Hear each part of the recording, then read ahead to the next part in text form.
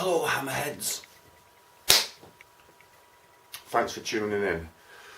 Right, I was tagged by Wet Collector yesterday to do another film review. Well, review 3 films to do with time travel. Now, this particular tag video, I thought, Christ, it's going to be bloody hard, this. More difficult than usual. So I thought, I'll do what Vampire did, because he's just done his video. I can only manage one film, I'm afraid, people, because... I mean, could have mentioned the time machine, but that's too bloody obvious, isn't it? Everyone mentions that. Cakes is cakes. He mentioned it in another tag video.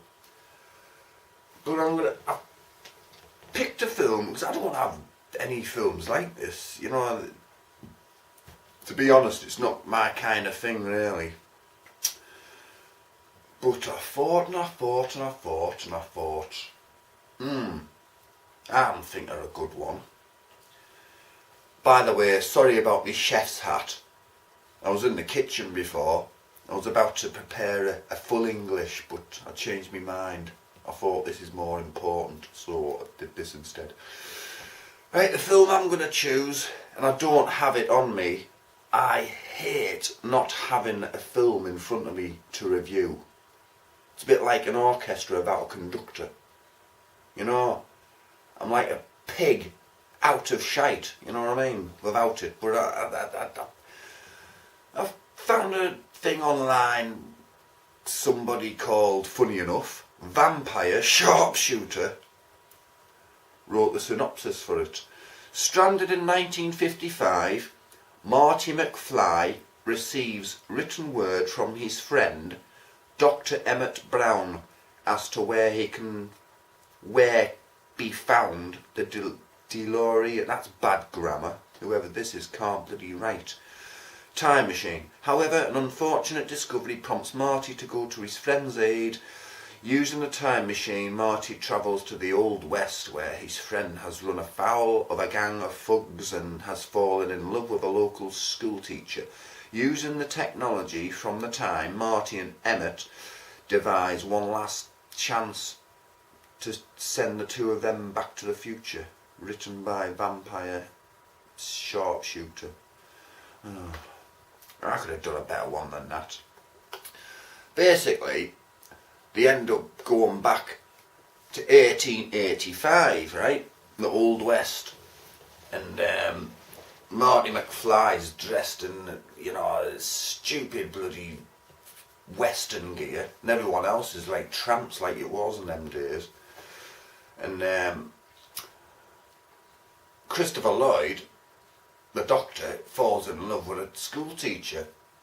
It's dead funny, that bit when he says to her, they're on about a certain, I think it's H.P. Lovecraft, a book that they're talking about, and he goes, oh yes, forgetting that where he is, what time he's in, he goes, oh yes, that reminds me of my childhood. And she goes, it only came out a few years ago. And he's got to think, oh yeah, but you know what I mean. Yeah, Back to the Future Part 3. The best one, I think, in my opinion, because they don't just go back to the 50s, you know, they go right back to 1885. It's a bloody good job they didn't go back to the 1860s. They would have landed straight smack bang in the middle of the American Civil War. But anyway, the way he gets this thug back at the end, well, he's got an advantage because he's from the future. Marty McFly puts his metal plate under his fucking top, just like a fistful of dollars.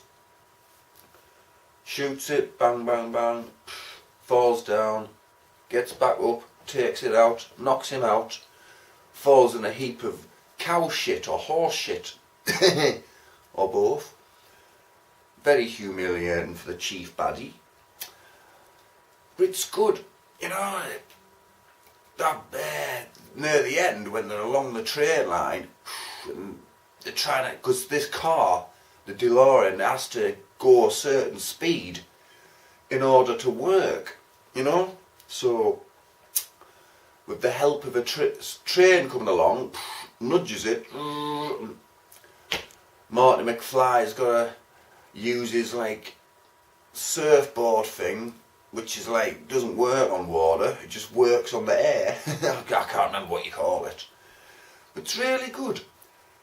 I haven't got any of them films, any of that franchise, and it's a crying shame because I should have them, because I like all them films, especially the third one. You know, obviously Michael J. Fox, he's got Parkinson's disease now, so he's retired from acting, you know. And I don't think he would have made a fourth one anyway, because he thought to himself, well, three's enough. Pretty much like Paul Hogan. He didn't want to make a third Crocodile Dundee. But if he gets a little bit skint, I bet you he does. Yep, Marty McFly, Seamus McFly, Michael J. Fox, Christopher Lloyd, Dr. Emmett Brown, Mary Steenburgen, Clara Clayton, Lee Thompson's in it, and Richard Dysart is in it. Yeah, he's a good actor, him. He was in The Thing. He was the one who got his arms bit off by the bloody belly. Yeah, good film that. I'm sorry I haven't got it in front of me. I could have give you a more detailed outline about it, you know what I mean? And I'm sorry I don't have 2 more films on this subject, but it's just one of them things. But my opinion, this is the best one out of the 3 of them. I mean, going back to the old Wild West, that is a really good idea. And there's a line in it, I can't remember exactly what it is.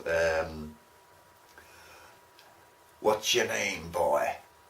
Clint Eastwood.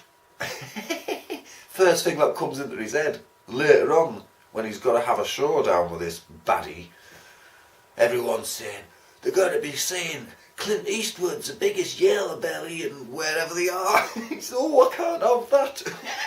It'll change the whole course of Clint Eastwood's fucking future. Anyway, hammerheads. That's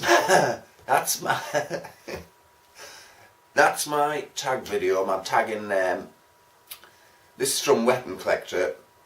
Vampire's done his, and always saying to me, cakes is cakes. It's his turn next. See what he comes up with.